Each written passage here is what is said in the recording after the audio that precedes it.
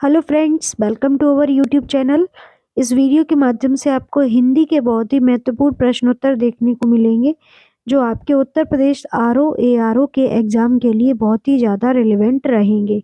पूरा वीडियो देखिए और चैनल को सब्सक्राइब करना मत भूलिएगा। ये 50 क्वेश्चंस हैं जिसमें से आपको व्याख्या देखने को मिलेगी जो आपके लिए बहुत ही ज़्यादा लाभकारी होगी। पहला क्वेश्चन है, बर्तनी की दृष्टि से निम्नलिखित में से कौन सा शब्द शुद्ध है?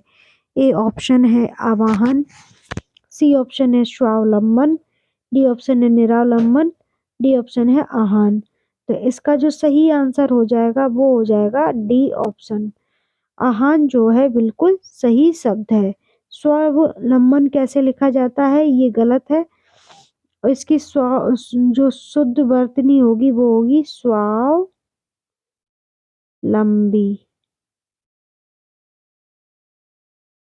ठीक है। निरा निरावलंब जो है इसकी सही सही वर्तनी होगी निरालंब। तो ये भी याद रखिएगा जिसका अर्थ होता है बिना आश्रय या सहारे का। अगला क्वेश्चन है, बर्तनी की दृष्टि से निम्नलिखित में से कौन सा शब्द अशुद्ध है? ए ऑप्शन है कैलाश, बी ऑप्शन है तिरस्कार, सी ऑप्शन है पुरस्कार और डी ऑप्शन है परिशिष्ट। तो इसका जो डी ऑप्शन है वो बिल्कुल गलत हो जाएगा, ये अशुद्ध हो जाएगा। परिशिष्ट अशुद्ध शब्द है, इसकी शुद्ध वर्तनी होती है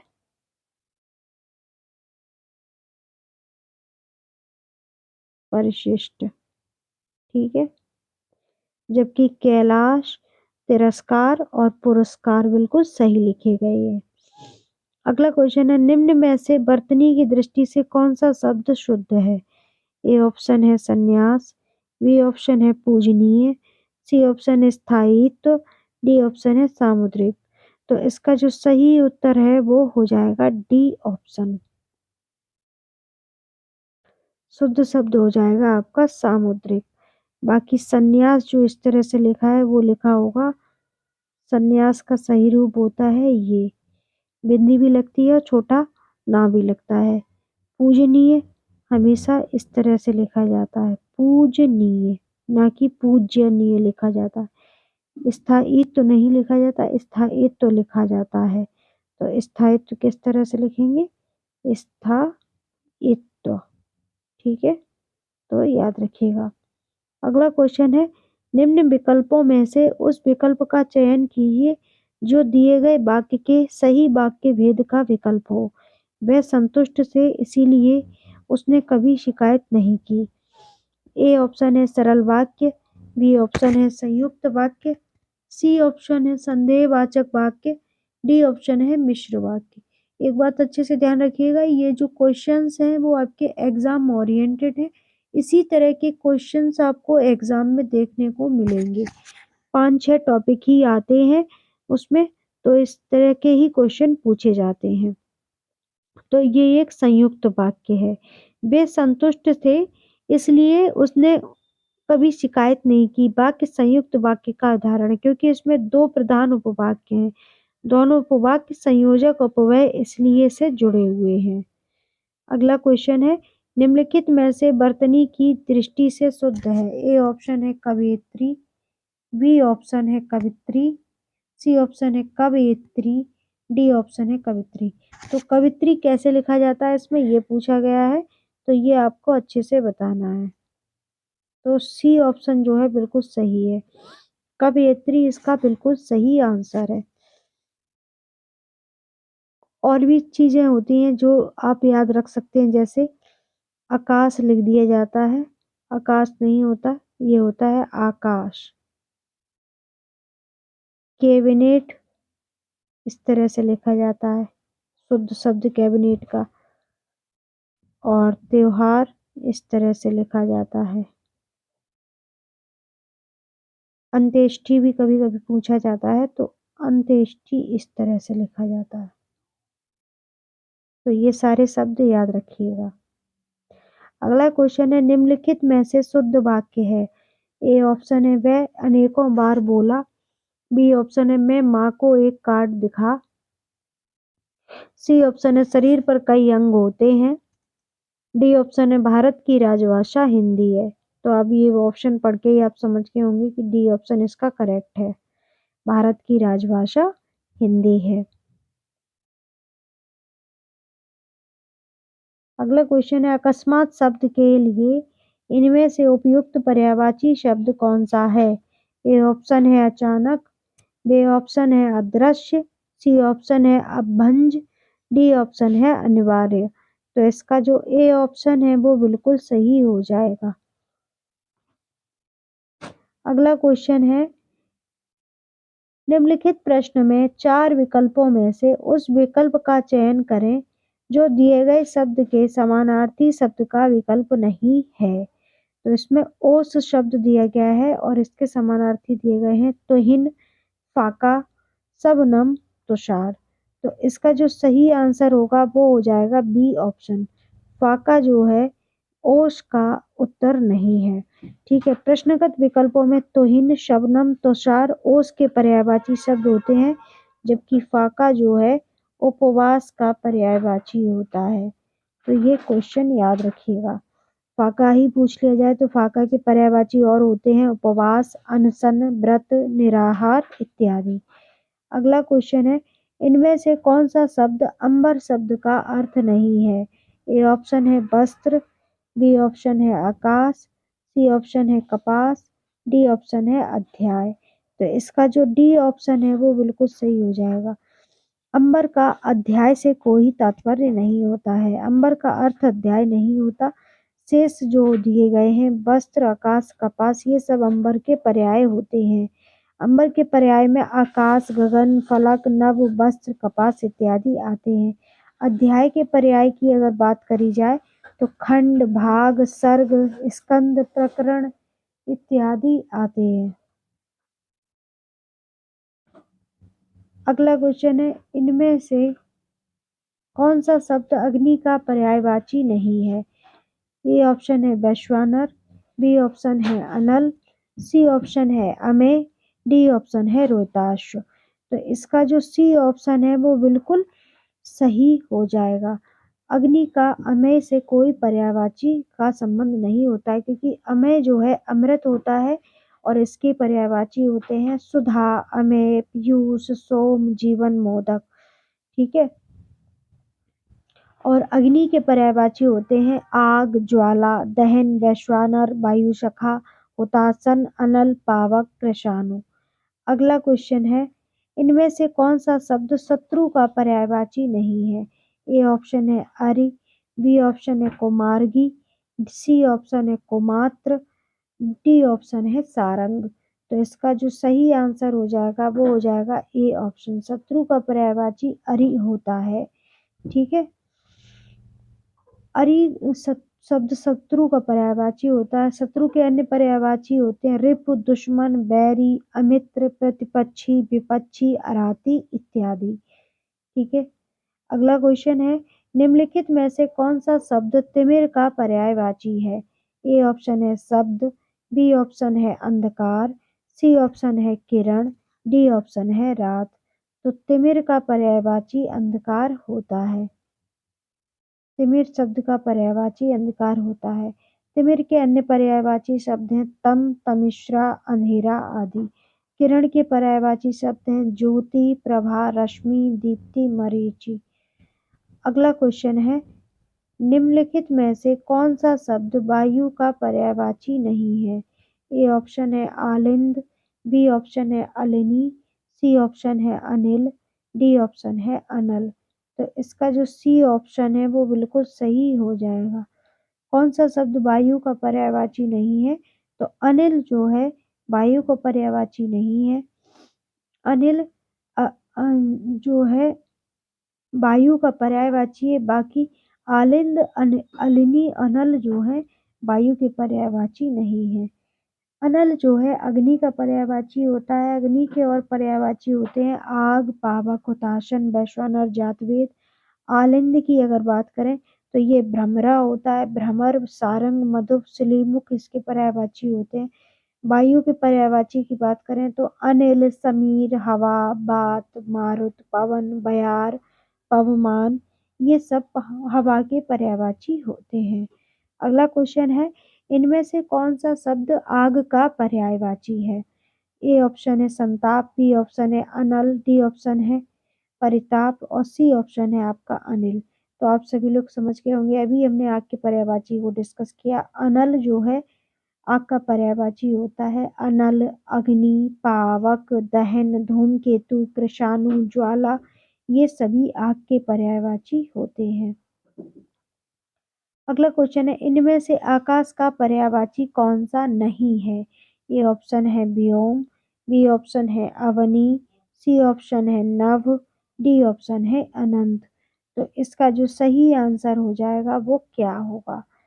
तो आकाश के इसमें से पर्यायवाची अवनी नहीं होती है, तो इसका बी ऑप्शन सही हो जाएगा। अवनी आकाश का पर्यायवाची नहीं होता, ये पृथ्वी का पर्यायवाची होता है, तो ये याद रखिएगा। आकाश के पर्यायवाची की बात करें तो आसमान, गगन, मंडल, व्योम, तारापथ, नभ, नभमंडल, शून्य, अंतरिक्ष, घोर, अनंत, ये सभी जो है आकाश के पर्यायवाची होते हैं। यहीं पृथ्वी के पर्यायवाची पूछ लिए जाए तो भू, धरा, वसुंधरा, अचला, वसुधा, रतनगर्भा, धरती, क्षिति, ओवी और भूमि और यहाँ पर अवनी जो है पृथ्वी के पर्यायवाची होते हैं। अगला क्वेश्चन है, पीयूष का पर्यायवाची शब्द कौन सा है? ए ऑप्शन है जीवित, बी ऑप्शन है जहर, सी ऑप्शन है अमृत, डी ऑप्शन है अमर। तो पीयूष का जो पर्यायवाची होता है वो अमृत होता है, क्योंकि पीयूष अमृत का पर्यायवाची होता है। और पीयूष के पर्यायवाची और कौन कौन से होते हैं? तो वो होते हैं सुधा, अमेय, सोम, अमृत इत्यादि।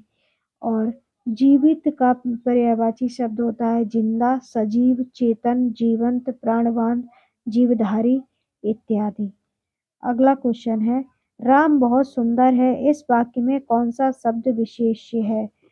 ए ऑप्शन है, बी ऑप्शन है राम, सी ऑप्शन है बहुत, डी ऑप्शन है बहादुर। तो इसका जो बी ऑप्शन है वो बिल्कुल सही हो जाएगा।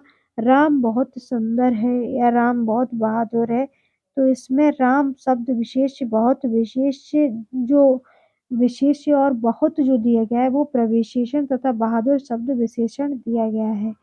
विशेषण जिस शब्द की विशेषता बताई जाए उसे विशेष्य कहते हैं। अगला क्वेश्चन है, जिन संज्ञा की विशेषता बताई जाती है उन्हें क्या कहते हैं? ए ऑप्शन है सर्वनाम, बी ऑप्शन है कारक, सी ऑप्शन है विशेष्य, डी ऑप्शन है सार्वनामिक विशेषण। तो इसका जो सी ऑप्शन है वो बिल्कुल सही हो जाएगा। जिन संज्ञाओं की विशेषता बताई जाती है उन्हें विशेष्य कहा जाता है। अगला क्वेश्चन है, वह श्रेष्ठ उपासक वाक्य में प्रयुक्त विशेष्य कौन सा है?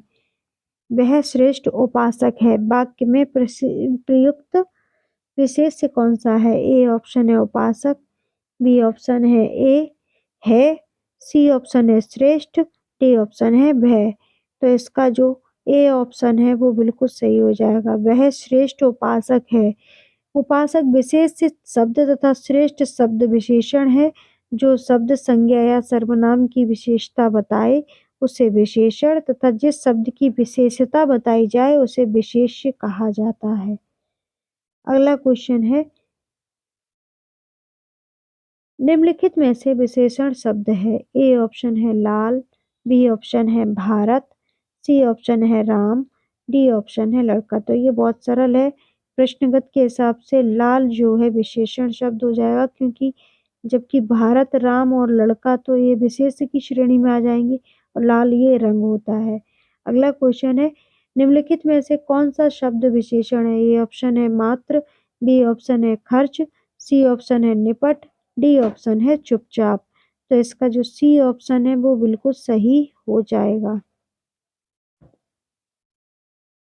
निपट शब्द विशेषण है, यह गुणवाचक विशेषण का भेद है। किसी वाक्य में संज्ञा अथवा सर्वनाम के गुण, दोष, रूप, रंग आदि का बोध कराने वाले शब्दों को क्या कहते हैं? गुणवाचक विशेषण कहते हैं। अगला क्वेश्चन है, दिए गए वाक्य में गुणवाचक विशेषण ज्ञात कीजिए। हमारे विद्यालय के आसपास का एक विशाल वृक्ष है। हमारे विद्यालय के आसपास एक आम का विशाल वृक्ष है। तो ए ऑप्शन है विद्यालय, बी ऑप्शन है वृक्ष, सी ऑप्शन है विशाल, डी ऑप्शन है आम। तो इसका जो सही आंसर है सी, वो बिल्कुल सही हो जाएगा। इसमें विशाल की बात करी गई है। विशाल वृक्ष मतलब उसके वृक्ष का गुण जो है विशाल है, तो गुण विशेषण कौन सा हो गया, विशाल हो गया। अगला क्वेश्चन है सफेद कमीज में कौन सा विशेषण है। तो सफेद कमीज में कौन सा विशेषण होगा, इसमें विशेषण होगा आपका गुणवाचक विशेषण। अगला क्वेश्चन है किसी संज्ञा का सर्वनाम शब्द की विशेषता बताने वाले शब्द, किसी संज्ञा या सर्वनाम शब्द की विशेषता बताने वाले शब्द क्या कहलाते हैं। तो इसका सही आंसर क्या होगा, क्रिया विशेषण, विशेषण, समुच्चय बोधक या क्रिया। तो इसका जो बी ऑप्शन है वो बिल्कुल सही हो जाएगा। किसी संज्ञा या सर्वनाम शब्द की विशेषता बताने वाले शब्द विशेषण कहलाते हैं। अगला क्वेश्चन है विशेषण का लिंग किसके अनुसार होता है। ए ऑप्शन है विशेष्य के अनुसार, बी ऑप्शन है स्त्रीलिंग होता है, सी ऑप्शन है स्वतंत्र होता है और डी ऑप्शन है पुल्लिंग के अनुसार। तो इसका जो ए ऑप्शन है वो बिल्कुल सही हो जाएगा। विशेषण का लिंग विशेष्य के अनुसार होता है। अगला क्वेश्चन है विशेषण मूलतः कितने प्रकार के होते हैं। ए ऑप्शन है 4 प्रकार के, बी ऑप्शन है 7 प्रकार के, सी ऑप्शन है 5 प्रकार के, डी ऑप्शन है 6 प्रकार के। तो इसका जो सही आंसर है वो हो जाएगा ए ऑप्शन। विशेषण मूलतः 4 प्रकार के होते हैं। 4 प्रकार की अगर बात करें तो वो होते हैं गुणवाचक विशेषण, दूसरा होता है संख्यावाचक विशेषण, तीसरा होता है परिमाणवाचक विशेषण, चौथा होता है सार्वनामिक विशेषण। और परिमाणवाचक विशेषण की भेद की अगर बात करें तो निश्चय परिमाणवाचक और अनिश्चय परिमाणवाचक होते हैं। सार्वनामिक विशेषण की भेद की बात करें तो मूल सार्वनामिक और यौगिक सार्वनामिक विशेषण मूल सार्वनामिक विशेषण के भेद होते हैं। तो ये भी याद रखिएगा। अगला क्वेश्चन है इनमें से अपील शब्द क्या है। ए ऑप्शन है देशज, बी ऑप्शन है विदेशज, सी ऑप्शन है आपका तद्भव और डी ऑप्शन है तत्सम। तो इसका जो सही आंसर होगा वो क्या होगा। तो अपील शब्द जो है एक विदेशज शब्द है, ये अंग्रेजी भाषा का शब्द है। अंग्रेजी भाषा के अन्य महत्वपूर्ण शब्दों की अगर बात करें तो वो होते हैं कोर्ट, मजिस्ट्रेट, जज, पेपर, स्कूल, बोट, पेंशन, माचिस इत्यादि अंग्रेजी भाषा के शब्द होते हैं। अगला क्वेश्चन है अलमारी किस भाषा का शब्द है। ए ऑप्शन है अरबी, बी ऑप्शन है पुर्तगाली, सी ऑप्शन है फ्रेंच, डी ऑप्शन है फारसी। तो अलमारी जो है पुर्तगाली भाषा का शब्द होता है, जबकि तंबाकू, बाल्टी, साबुन, कमीज, आलू अंग्रेजी, पादरी, कप्तान, तिजोरी आदि शब्द भी पुर्तगाली भाषा के शब्द होते हैं। पुर्तगाली शब्द कौन कौन से होते हैं, तंबाकू, बाल्टी, साबुन, कमीज, आलू अंग्रेजी, पादरी, कप्तान, तिजोरी इत्यादि। अगला क्वेश्चन है आद्रक का तद्भव क्या होगा। ए ऑप्शन है अदरक, बी ऑप्शन है आद्र, सी ऑप्शन है अदरक, डी ऑप्शन है अदरक। तो इसका जो सही आंसर हो जाएगा वो हो जाएगा आपका सी ऑप्शन। आद्रक शब्द का तद्भव होता है अदरक। इधर ही अग्नि लिखा हो तो वो होता है आग का, रात्रि रात का, ज्येष्ठ अगर लिखा हो इस तरह से तो ज्येष्ठ होता है जेठ का, और क्षार मतलब होता है खार, और अक्षी मतलब होता है आँख। तो ये भी याद रखिएगा। ये कुछ शब्द मैंने जो आपको बताए वो याद रखिएगा। अगला क्वेश्चन और आज का लास्ट क्वेश्चन है इनमें से अंगरखा शब्द क्या है। ए ऑप्शन है तत्सम, बी ऑप्शन है देशज, सी ऑप्शन है विदेशज, डी ऑप्शन है तद्भव। तो इसका जो सही आंसर है वो हो जाएगा डी ऑप्शन। अंगरखा शब्द जो है तद्भव शब्द है, ये अंगरखा शब्द तद्भव शब्द और इसका तत्सम शब्द होता है अंगरक्षक। तो ये थे टॉप 30 क्वेश्चन जो कि हिंदी से लिए गए थे। आगे के क्वेश्चंस अगले वीडियो में डिस्कस करेंगे। आपको कैसा लगा वीडियो ज़रूर बताइए। आपकी कोई क्वेरी है, कोई सजेशन है तो कमेंट सेक्शन में लिख दीजिएगा और अपनी क्वेरी को भी कमेंट सेक्शन में लिख दीजिएगा। वीडियो को ज़्यादा से ज़्यादा शेयर कीजिए और चैनल को सब्सक्राइब करना मत भूलिएगा। Thank you.